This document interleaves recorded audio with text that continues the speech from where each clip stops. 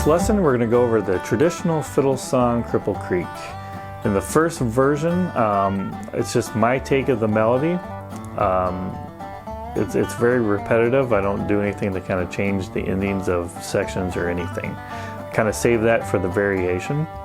And the point being, I really wanted to get that basic melody, or my take of the melody, kind of ingrained, so we can kind of learn how to build our ideas off of the melody. And what I mean by that is I kind of go over this little exercise where we take 4 measures of the melody. For example, you can take the first 4 measures, which are the same as the second 4 measures. So, but what we're going to do is just kind of create a 4-measure loop. It's just an exercise that I kind of show you.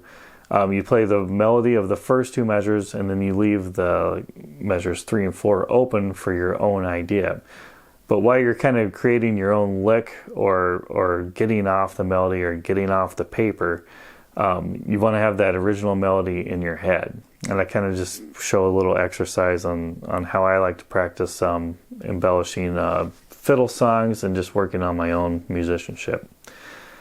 And then after that, of course, I do just kind of teach that variation note for note and show you the licks that you heard in the clip before. If you're interested in this lesson, go ahead and click the link in the video description below to learn how to access that.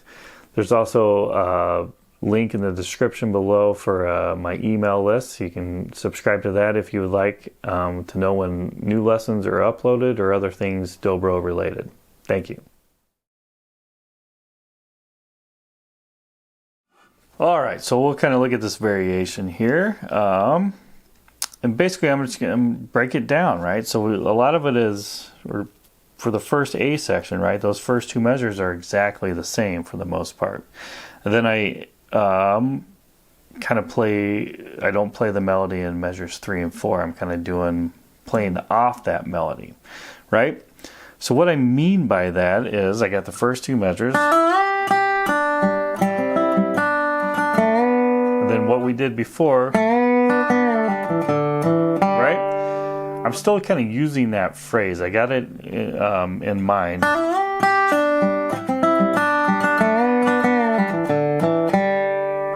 Even though I'm not playing it, I'm utilizing that melody, da da da da da da da, and I'm keeping it, basically that rhythm in my head, and it's going to allow my whatever idea that I have, whatever lick that I have. If I got that kind of going on in my head, it's gonna make my lick, and it's gonna make it line up. It's gonna help the phrasing of it because I have that melody so ingrained, right?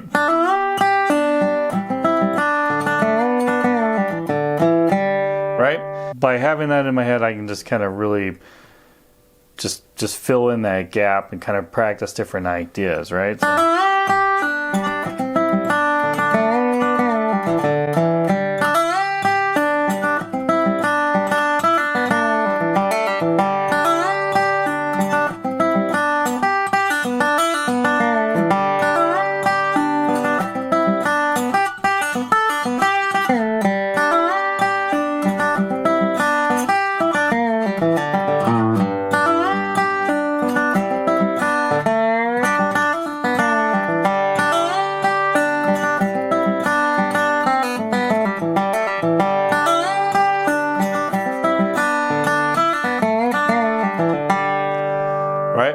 So, trying to do a bunch of ideas there. A lot of them are similar, but you know, it's just kind of the style of the music.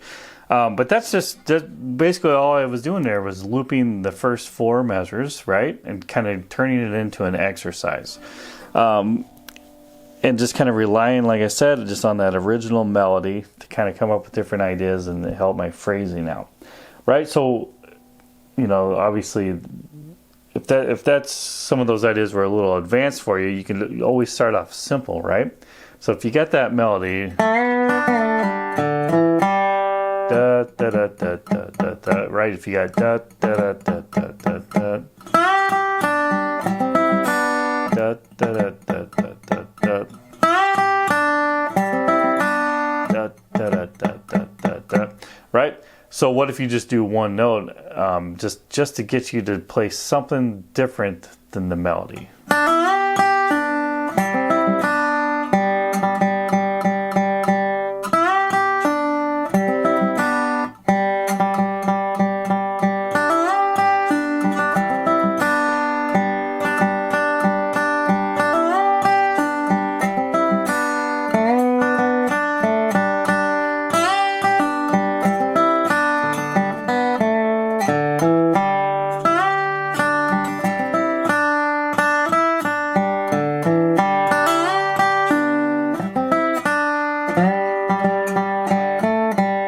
Right?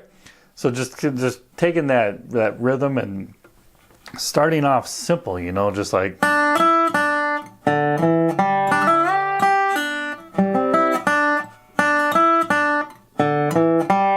right?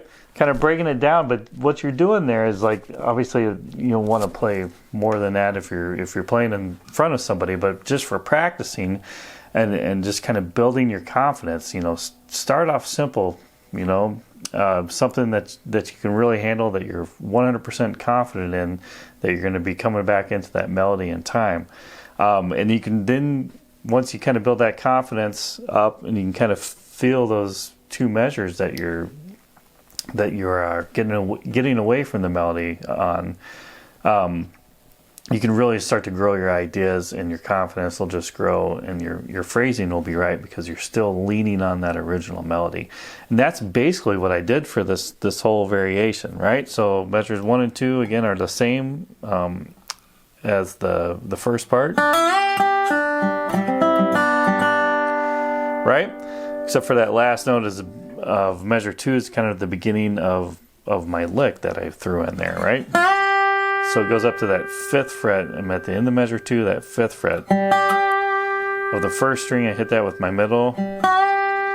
Right? And then measure 6, I'm going to hit that again.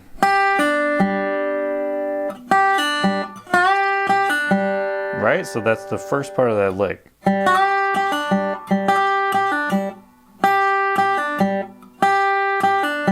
Right? So just kind of internalizing those 4 notes.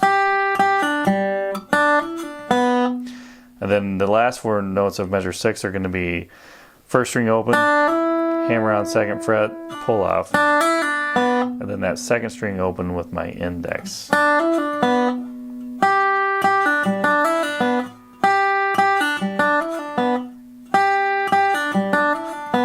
Right?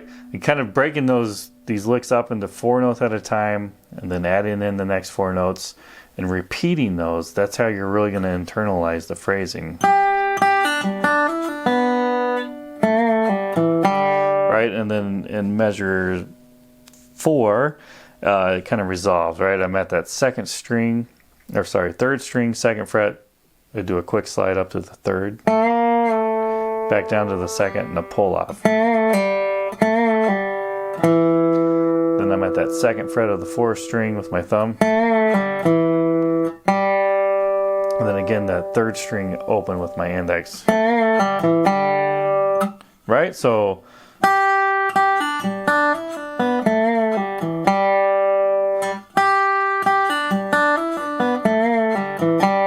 right? That's what I played over. So I kind of use that original melody to hold my idea together, right?